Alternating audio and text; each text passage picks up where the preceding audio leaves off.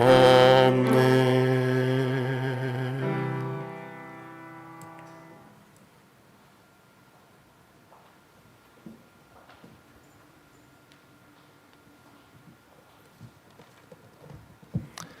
안녕하십니까?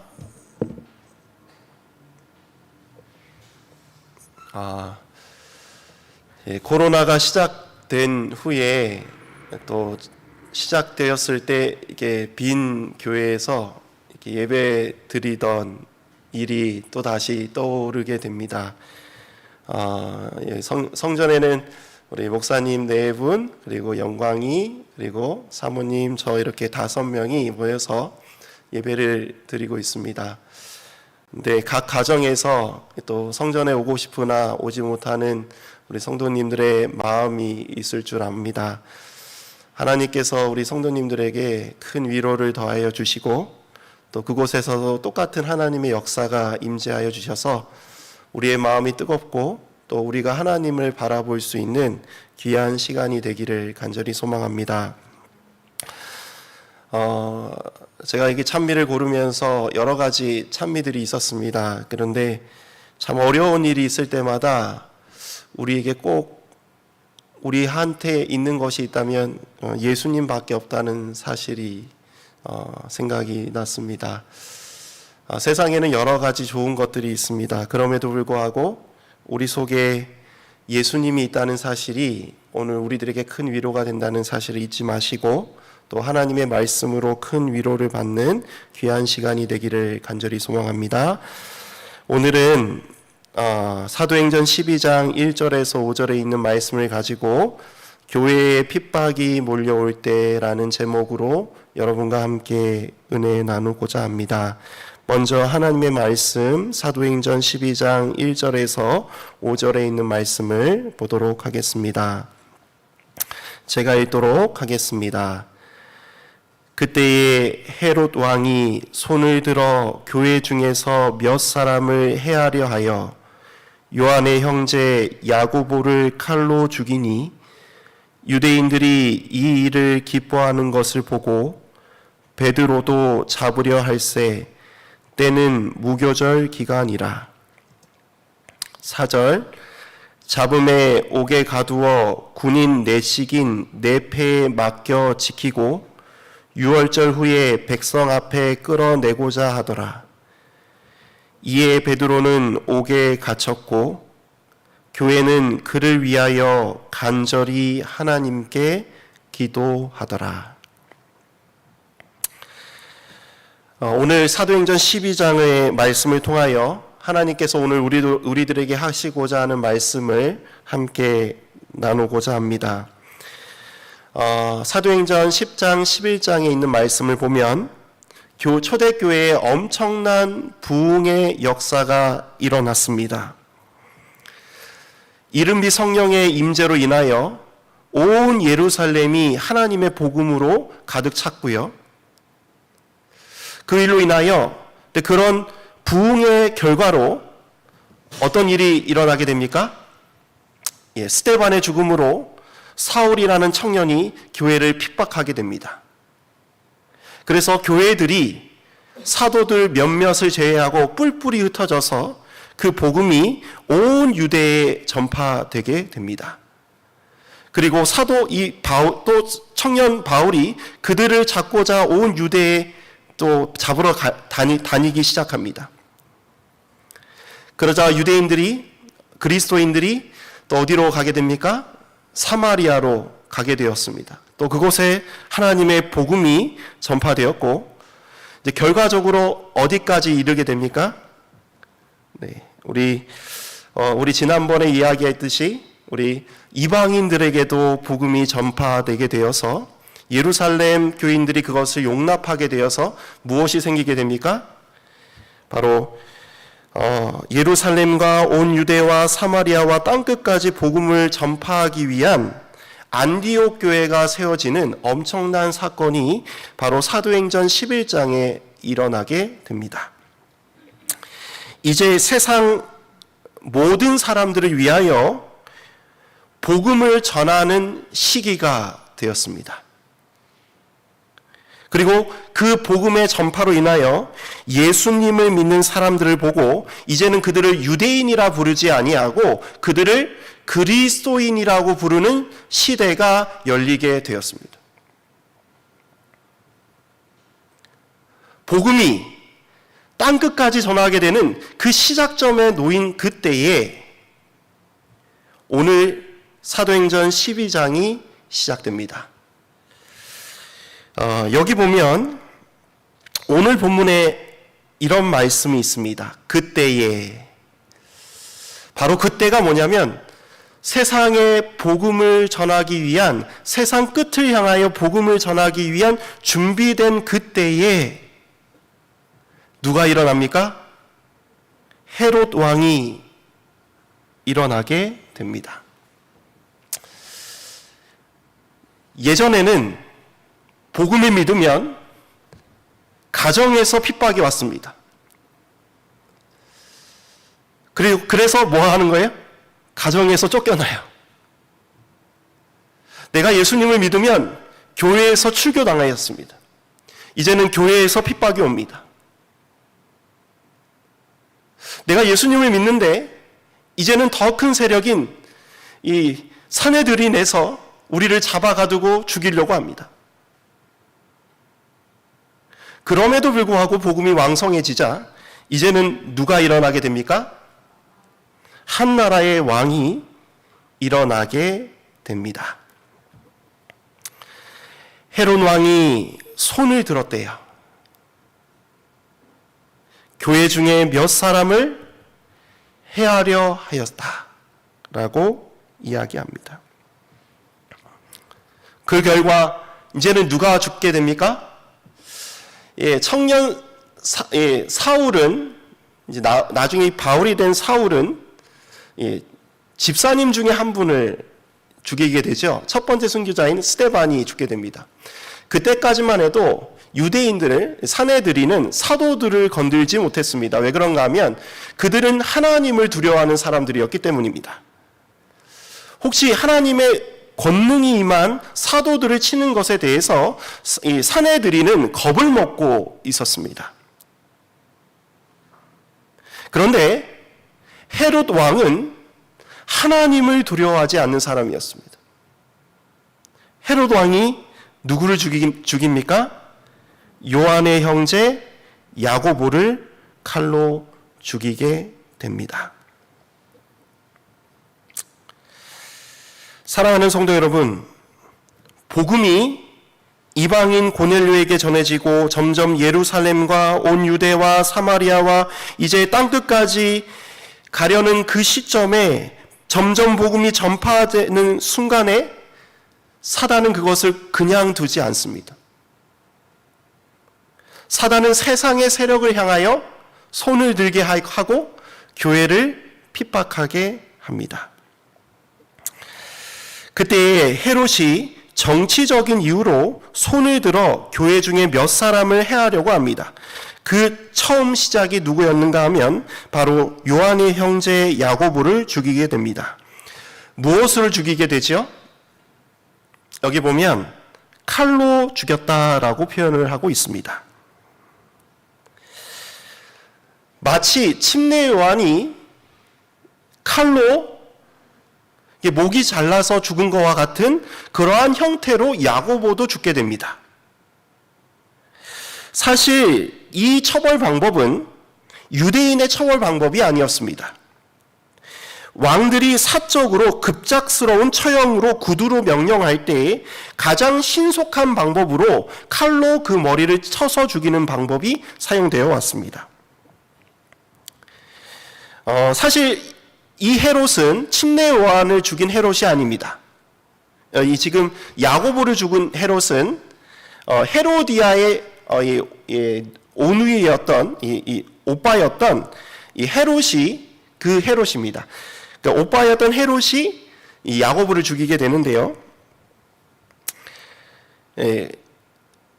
침례 요한의 죽음과 같이 급작스럽게 야고보를 처형하는 모습들을 보게 되는 것입니다.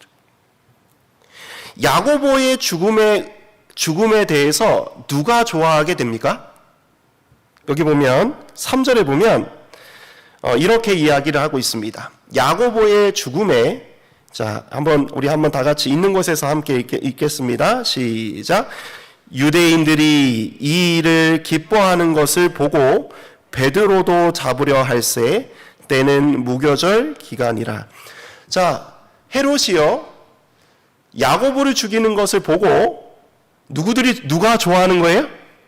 유대인들이 너무 좋아하는 것입니다. 그때 당시 헤롯 왕은 이 유대인들에게 지지를 받지 못하는 사람이었습니다. 이거구나.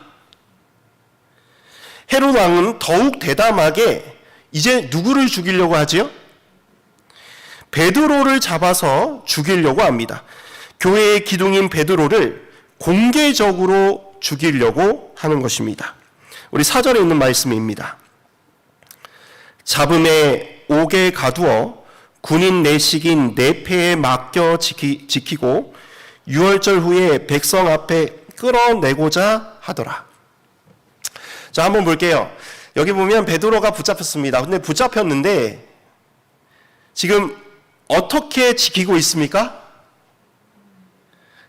군인 4명이 한 조를 이루어서 4개 조가 그를 집중적으로 지키게 한다는 것입니다. 그 말은 무슨 뜻인가 하면 4명인 한 조의 4명인 그룹이 4조니까 16명이 그를 뭐하고 있는 거예요? 지키고 있는 것입니다. 왜 그렇게 지키고 있었을까요? 예전에 베드로가 감옥에 가뒀다가 하나님의 은혜로 이게 나온 경험이 있기 때문에 더욱더 그것을 지키려고 애를 썼다고 이야기합니다. 그 이유는 무엇인가 하면 유월절이 끝나자마자 백성 앞에 끌어내서 누구처럼 죽이기를 원했습니까? 예수님처럼 공개적으로 교회의 머리가 되는, 교회의 기둥이 되는 베드로를 치기를 원하였습니다.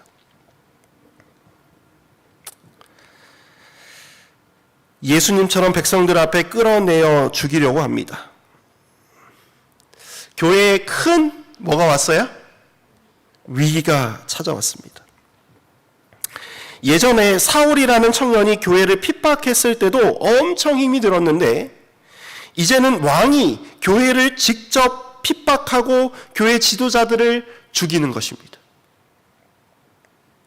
사랑하는 성도 여러분, 이러한 때에 교회는, 성도들은 무엇을 해야 할까요? 바로 5절에 있는 말씀입니다. 마지막 때를 살아가는 우리들에게 있어서 정말 중요한 구절이기도 합니다. 특별히 우리 제7일 안식일 예수재림교 하나님의 남은 교회는 야곱의 환란이 있지 않습니까? 환란이 찾아왔을 때에 이 초대교회는 어떻게 했는지를 보면 우리가 핍박이 찾아왔을 때에 우리들이 어떻게 해야 했는지를 우리는 알 수 있습니다. 우리 5절 우리 다 같이 한번 읽도록 하겠습니다. 시작. 이에 베드로는 옥에 갇혔고 교회는 그를 위하여 간절히 하나님께 기도하더라. 사랑하는 성도 여러분, 교회는 베드로를 위해, 교회를 위해 하나님께 간절히 기도하기 시작하였습니다.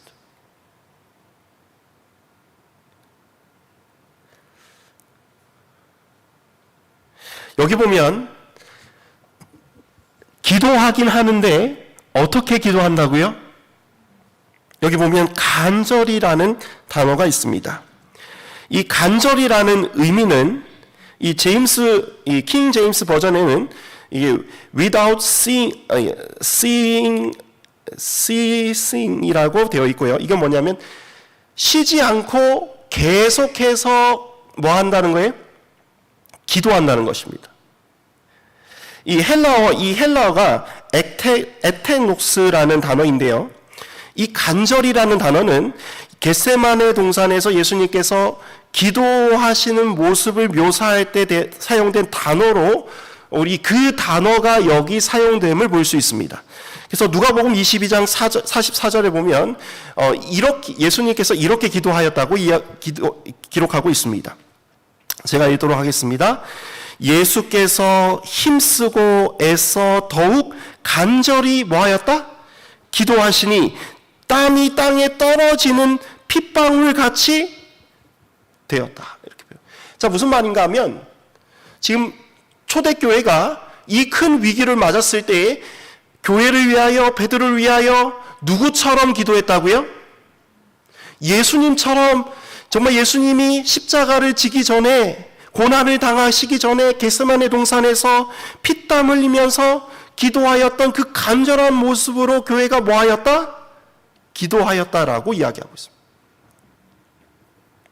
사랑하는 성도 여러분, 교회에 핍박이 오고 환난이 오고 정말 우리의 신앙이 뿌리채 흔들리는 그러한 때가 올 때에 우리가 해야 할 일은 누구처럼 기도해야 하는 일이에요? 예수님처럼 기도하는 일입니다.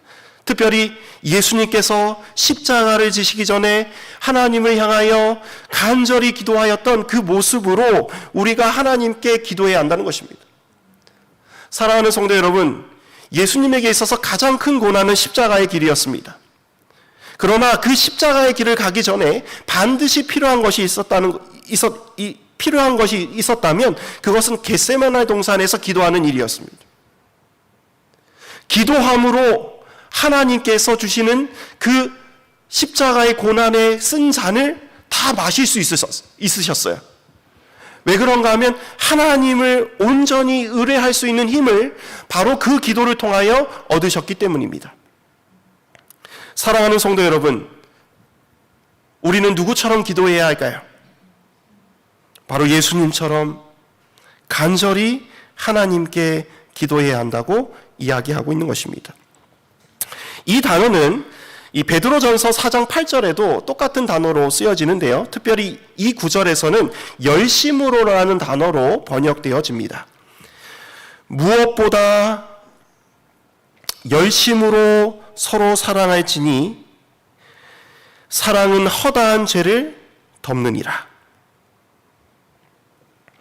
자, 여기 보면 지금 이 열심으로라는 단어가 바로 이 간절이라는 단어로 이 번역되었습니다. 우리가 열심히 간절히 사랑하는데 어떻게 사랑해야 한다고요? 허다한 죄들을 뭐할 수 있는, 덮을 수 있는 그런 사랑으로, 그런 열심으로 뭐 해야 된다? 사랑해야 한다라고 말할 때 그만큼의 큰 사랑이 이 간절함, 그러한 의미로 사용되었습니다. 그러니까 초대교회는 예수님께서 피땀 흘리시면서 간절히 기도를 드린 그러한 모습으로, 정말 열심히 있는 그 모습으로 하나님께 기도하였다라고 이야기하고 있는 것입니다. 사랑하는 성도 여러분, 이렇게 간절히 기도할 때 하나님께서 그 기도를 어떻게 하실까요? 응답해 주신다는 것을 여러분 믿으셔야 합니다. 이러한 기도에는 하나님의 응답이 반드시 있습니다. 성도들이 기도할 때 하나님께서 베드로를 구하십니다. 6절부터 있는 말씀입니다. 헤롯이 잡아내려고 하는 그 전날 밤에, 자, 한번 볼게요. 하나님께서 이 베드로를 어떻게 구하시는가? 헤롯이 지금 끌어내서 죽이려고 하는 전날 밤에 베드로가 두 군인 틈에서 두 쇠사슬에 매여 누워 잤다라고 표현하고 있습니다. 자, 그 형태가 어떤 거냐면 베드로가 지금 자고 있는데 그 자고 있는 가운데 누가 있는 거예요? 군사들이 두 명이 지키고 있고, 그 다음에 그 앞에 파수꾼이 문 밖에서 옥에서 문을 지키고 있는 것입니다. 7절에 보면 호련히 주의 사자가 나타나매 옥중에 광채가 빛나며 또 베드로의 옆구리를 쳐 깨워 이르되 급히 일어나라 하니 쇠사슬이 그 손에서 벗어지더라. 그러한 엄한 가운데 하나님의 천사가 나타나서 베드로를 깨웁니다. 빨리 일어나라. 그러자 그 손에 있던 쇠사슬이 풀리게 됩니다. 8절에 보면 천사가 이르되 띠를 띠고 신을 신으라 하거늘. 자, 한번 볼게요. 천사가 말합니다. 이 말은 무슨 말인가 하면 베드로가 옷을 입고 있었다는 말이에요? 옷을 벗고 있었다는 것입니까? 여기 보면 옷을 벗고 있었고 허리에 띠를 띠고 그 다음에 신을 벗고 있었어요? 신고 있었어요? 벗고 있었습니다. 신을 또 막 씻습니다. 베드로가 그대로 하니 천사가 또 이르되 겉옷을 입고 따라오라 한대. 그러니까 무슨 말인가 하면 이 벗겨져 있는 상태로서 다 풀어진 상태에서 지금 천사가 하나하나 입혀주는 것입니다. 9절입니다. 베드로가 나와서 따라갈새 천사가 하는 것이 생시인 줄 알지 못하고 환상을 보는가 하니라. 자, 이게 뭐냐면 이 잠이 덜 깨가지고 이게 꿈인지 생시인지 모르고 그냥 천사가 시키는 대로 순종하며 따라가는 것입니다. 10절입니다. 이에 첫째와 둘째 파수를 지나 시내를 통한 세문에 이르니 문이 저절로 열리는지라. 나와서 한 거리를 지나매 천사가 곧 떠나더라. 천사가 인도하는 대로 첫 번째 문, 두 번째 문, 그리고 마지막 세 문이 열리고, 그리고 그곳에서 한 거리를 지날 때까지 누가 함께 동행합니까? 천사가 함께 동행하게 됩니다. 사랑하는 성도 여러분, 우리가 환난이 오고 핍박이 올 때 하나님의 천사가 우리를 이렇게 보호한다는 사실을 기억하셔야 합니다. 하나님의 천사가 세심하게 우리들을 케어하는 모습들을 우리는 보아야 할 것입니다. 그렇게 천사가 그를 바깥으로 꺼내 내어놨어요. 그리고 11절에 이렇게 이야기합니다. 이에 베드로가 정신이 들어 이르되 내가 이제야 참으로 주께서 그의 천사를 보내어 나를 헤롯의 손과 유대 백성의 모든 기대에서 벗어나게 하신 줄 알겠노라 하여. 그때 베드로가 하나님께 감사합니다. 여기 보면 하나님의 천사를 보내서 두 가지에서 나를 구원하셨다라고 이야기합니다. 첫 번째는 누구의 손에서? 헤롯의 손에서 구원할 뿐만 아니라, 자, 두 번째는 어떤 것입니까? 유대 백성의 모든 기대에서 뭐 하는 거예요? 자, 유대 백성들이 어떤 걸 기대하고 있었을까요? 누구만 죽으면? 베드로만 죽으면 교회는 무너질 것이라는 기대입니다. 그 기대에서 벗어나게 하신 줄은 내가 알았다 하고 한 일이 무엇입니까? 자, 한번 볼게요. 이게 참으로 중요합니다.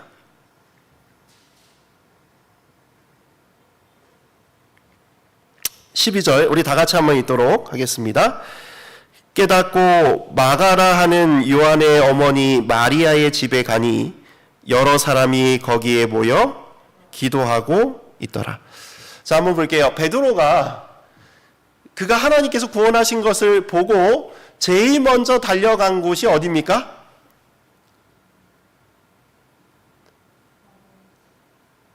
바로 마가의 다락방이었어요.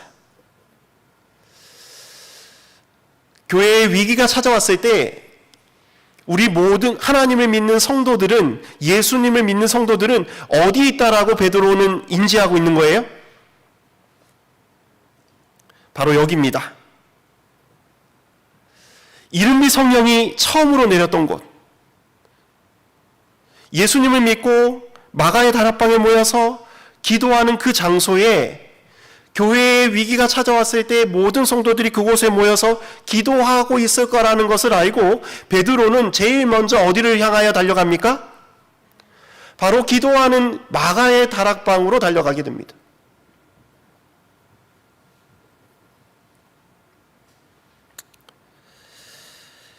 사랑하는 성도 여러분, 바로 이러한 곳이 초대교회였습니다.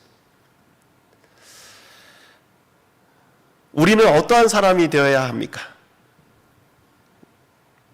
바로 우리 초대교인 교인들처럼 정말 기도하고 간절히 하나님께 기도하는 백성들이 되어야 할 것입니다. 참 아이러니합니다. 오늘 좀 상황이 좀 아이러니한 것이 있습니다. 첫 번째, 잡혀있는 베드로는 잠자고 있고 베드로를 위하여 기도하는 교회는 밤새 깨어서 기도합니다. 좀 아이러니하지 않습니까? 원래 누가 잠을 못 자야 됩니까? 베드로가 잠을 못 자야 되는데 지금 베드로는 깊이 잠이 들었고 이 베드로를 위하여 기도하는 교회는 밤새 깨어 기도하는 것입니다. 이 베드로는 어떻게 잠을 푹 잘 수 있었을까요? 여러분, 환란이 찾아왔을 때, 여러분의 인생에서 어려움이 찾아왔을 때 베드로와 같은 그러한 평안이, 안식이 여러분에 있게 되기를 간절히 소망합니다.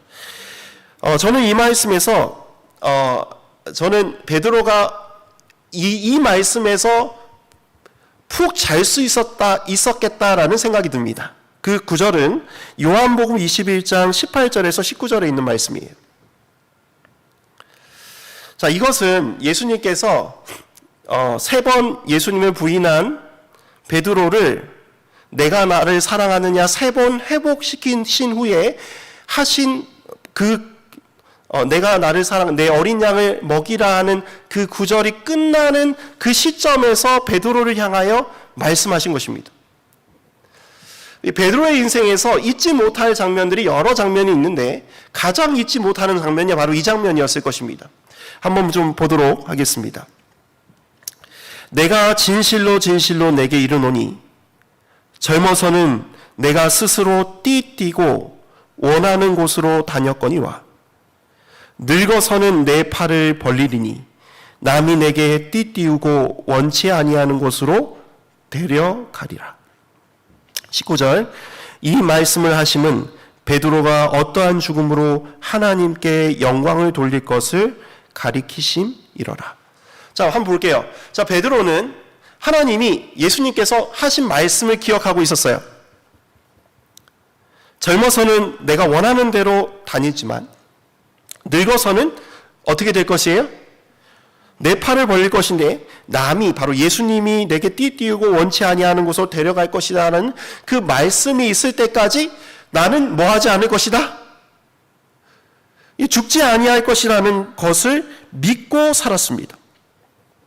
베드로는 누구의 말씀을 믿었습니까? 바로 예수님의 말씀을 믿었어요. 예수님의 말씀은 반드시 이루어지니까 내가 지금 이때가 내가 비록 힘들고 어렵지만 내가 죽을 정말 위기에 처했지만 이때는 내가 죽을 때가 아니구나. 하나님께서 어떻게든 역사해 주시겠지라는 믿음으로 그는 평안하게 쉴 수 있는 것입니다.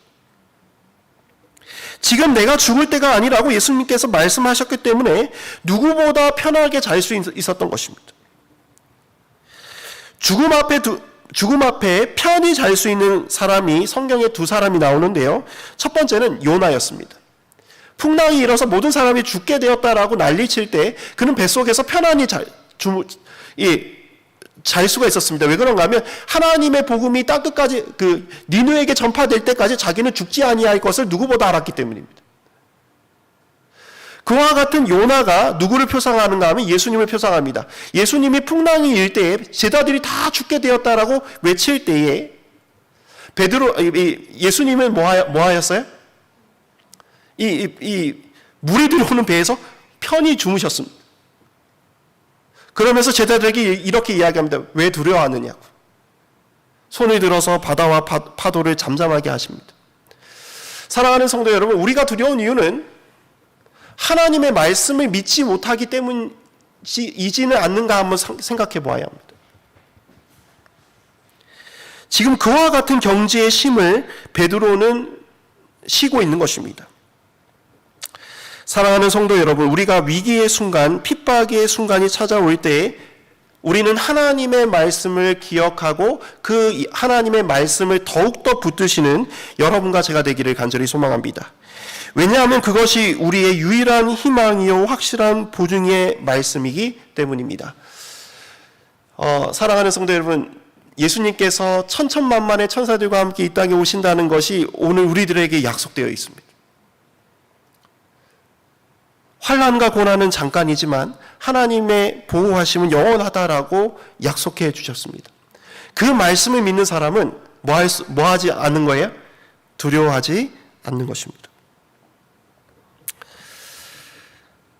사랑하는 성도 여러분, 말씀을 더욱더 의지하시어 믿음에서 승리하시는 여러분과 제가 되기를 간절히 소망합니다.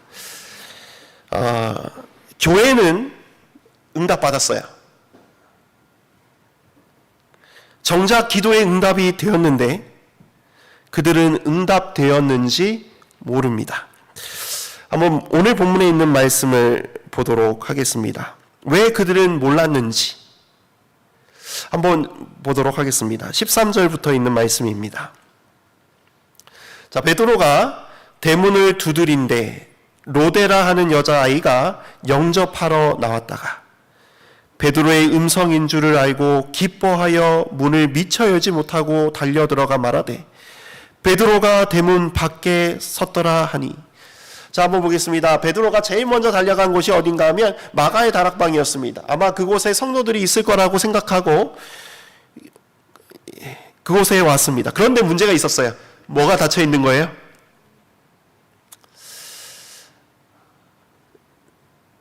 오늘의 현실과 좀 비슷한 것 같습니다. 기도하고 있는데 문은 닫혀 있어요. 우리의 현실과 비슷한 것 같습니다. 코로나로 인하여 우리가 예배 드리고 있는데 교회는 닫혀 있어요. 교회에 오는 것이 불법이 된 세상에 살고 있습니다.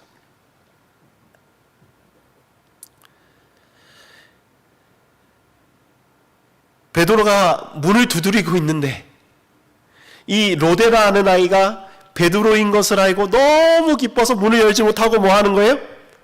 달려 들어가서 베드로가 왔다, 우리가 기도하는 응답이 이루어졌다라고 이야기합니다. 그런데요, 기도하는 사람들의 말에서 이런 이야기가 나옵니다. 우리 한번 다 같이 한번 있는 자리에서 읽도록 하겠습니다. 시작. 그들이 말하되 내가 미쳤다 하나 여자아이는 힘써 말하되 참말이라 하니 그들이 말하되 그러면 그의 천사라 하더라. 여러분, 기도할 때는 믿음으로 기도하지만 현실을 바라볼 때는 매우 냉정하게 현실을 이야기합니다. 오늘 우리들의 현실입니다. 베드로가 문 앞에 왔다라는 이야기에 사람들은, 기도하는 그들은 이렇게 이야기합니다. 내가 미쳤다.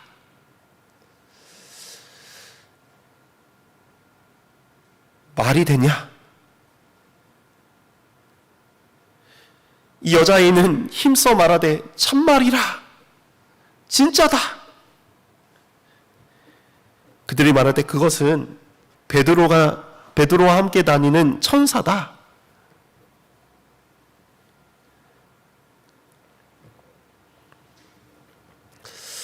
사랑하는 성도 여러분, 우리의 기도가 이런 기도일지 모르겠습니다. 참 현실적이고 참 기도라 말하기 어렵습니다.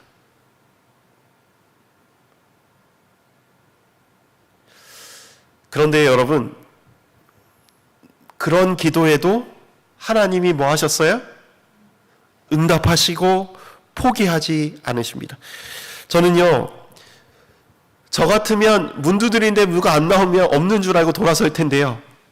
지금 베드로는 어떻게 하는지 보도록 하겠습니다. 베드로가 문 두드리기를 그치지 아니하니. 저는 이 장면에서 감동이 있습니다. 베드로가 어떻게 했어요? 나올 때까지 뭐 하는 거예요? 문을 두드립니다. 누구를 위해서요? 여러분, 누구를 위해서 문을 두드렸을까요?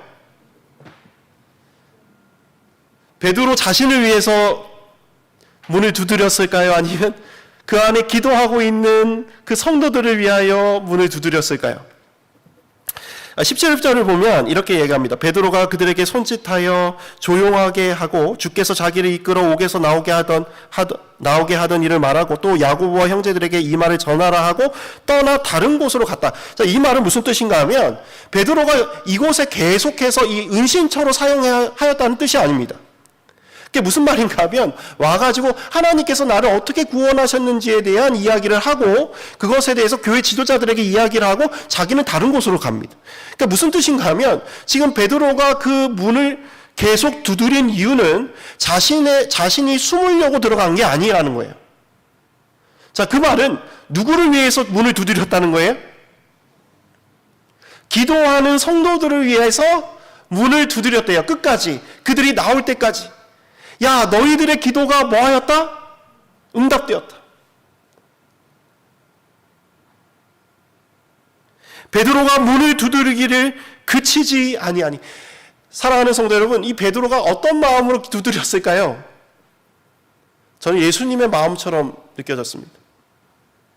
내가 문 밖에 서서 문을 두드리노니. 그 두드림은 예수님을 위한 두드림이 아닙니다.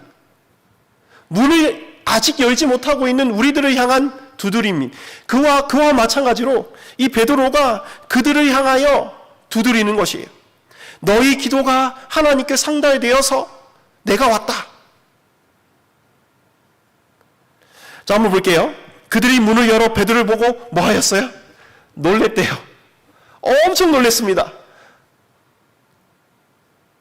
그런 놀라는 그들을 향하여 뭐 하라는 거예요? 오히려 그들에게 손짓하여 조용하게 하고 주께서 자기를 이끌어 옥에 나오게 하던 일을 말하고 또 야고보와 형제들에게 이 말을 전하라 하고 다른 곳으로 갑니다.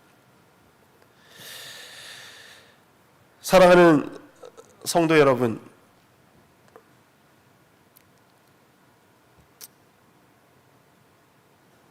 베드로가 어떠한 마음으로 문을 두드렸는지를 우리는 살펴볼 수 있습니다. 누구의 마음으로요? 예수님의 마음으로. 저는 이곳에서 좀 희망을 얻습니다. 이게 뭐냐면 우리의 믿음은 이 사람들과 같은 믿음이에요. 하나님이 어떻게든 해주시겠지, 이런 믿음입니다.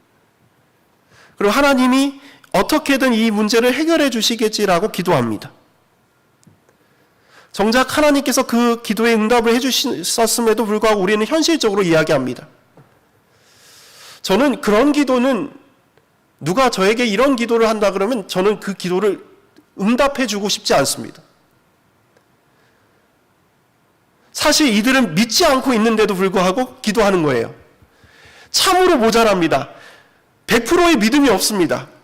의심하고 현실적으로 이게 가능한가? 이런 믿음을 가지고 기도하는데도 불구하고 하나님께서 그 기도를 들으시고 응답하시고 이것은 너희들의 기도가 응답되었다라는 것을 확인시켜주는 일까지 하나님께서 하신다는 것입니다. 저는 이런 하나님이 너무 좋습니다. 교회에 핍박이 몰려올 때 우리는 어떻게 해야 할까요? 비록 부족한 믿음이지만 내 기도가 온전히 믿는 믿음이 아니라 의심하는 기도이지만 그 기도를 하나님께서 세밀하게 들으시고 응답해 주신다는 사실을 오늘 우리들에게 보여주시는 것입니다. 사랑하는 우리 이문동교회 성도 여러분, 그 있는 자리에서 우리가 이러한 기도이지만 하나님께 기도드리시는 여러분과 제가 되기를 간절히 소망합니다. 제가 말씀을 마치면서 예수님께서 이 땅에 오십니다. 저희는 예언을 가진 교회입니다. 사실 예언적으로 봤을 때 교회가 더욱 부흥되어서 복음이 땅끝까지 전하는 것으로 끝나지 않고요. 사실 교회가 더욱더 어려워지고 힘들고 핍박받고 야고의 환난을 겪을 것이라고 예언되어 있습니다. 우리는 그것을 준비하는 교회이지 않습니까? 그러한 예언이 주어진 우리가 해야 할 것이 무엇입니까?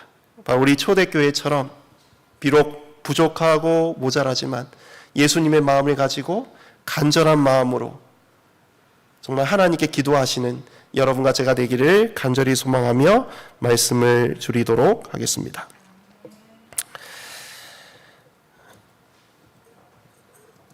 마지막 찬미 559장 부르시고 제가 기도하고 마치도록 하겠습니다.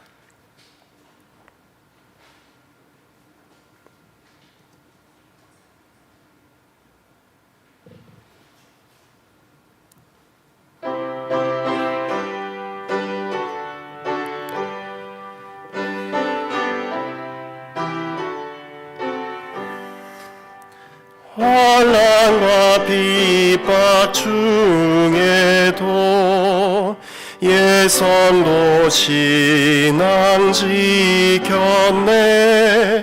이 신앙 생각할 때에 기쁨이 한량없도다.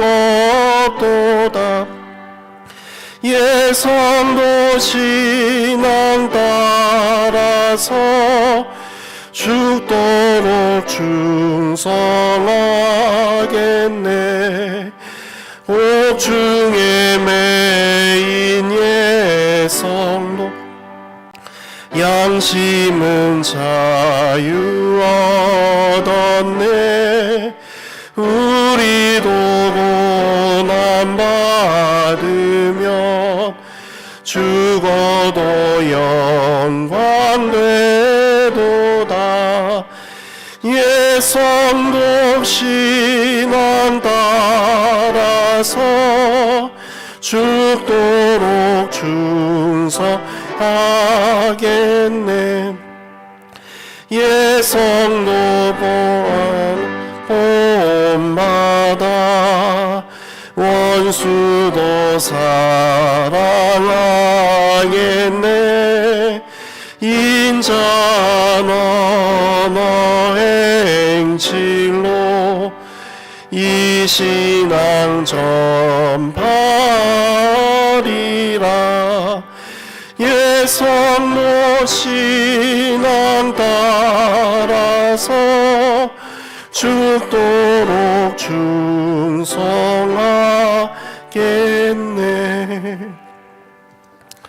하늘에 계신 아버지 하나님, 오늘 사도행전 12장의 말씀을 통하여 교회의 핍박과 환난이 찾아올 때 우리가 어떠한 태도로 어떠한 모습으로 하나님께 기도해야 하는지, 그리고 하나님의 말씀을 어떻게 믿어야 하는지 배우게 하시니 참으로 감사합니다. 복음이 예루살렘과 온 유대와 사마리아와 땅끝까지 전해지는 그러한 시점에 예수님의 재림이 있을 것을 저희들이 잘 알고 있습니다. 마지막 때에 사단이 정말 세상의 권세들을 향하여 손을 들게 하고 하나님의 남은 백성들을, 그리고 하나님의 구원받을 사람들을 정말 핍박하는 그러한 일들이 있을 줄 압니다. 하나님, 이러한 일이 일어날 때 초대교회의 모습을 본받아 하나님께 간절히 기도할 수 있는 저희들이 되게 하여 주옵시고, 그리고 하나님의 말씀을 믿어 평안함을 얻을 수 있는 그러한 우리 이문동교회 모든 성도들이 될 수 있도록 하나님 은총 베풀어 주옵소서. 그리하여 예수님 오시는 그날 주 예수여 어서 오시옵소서라는 그러한 외침에 큰 구원의 외침을 할 수 있는 귀한 성도들이 될 수 있도록 성령 하나님 역사하여 주옵소서. 사랑이 많으신 예수님 이름으로 기도합니다. 아멘.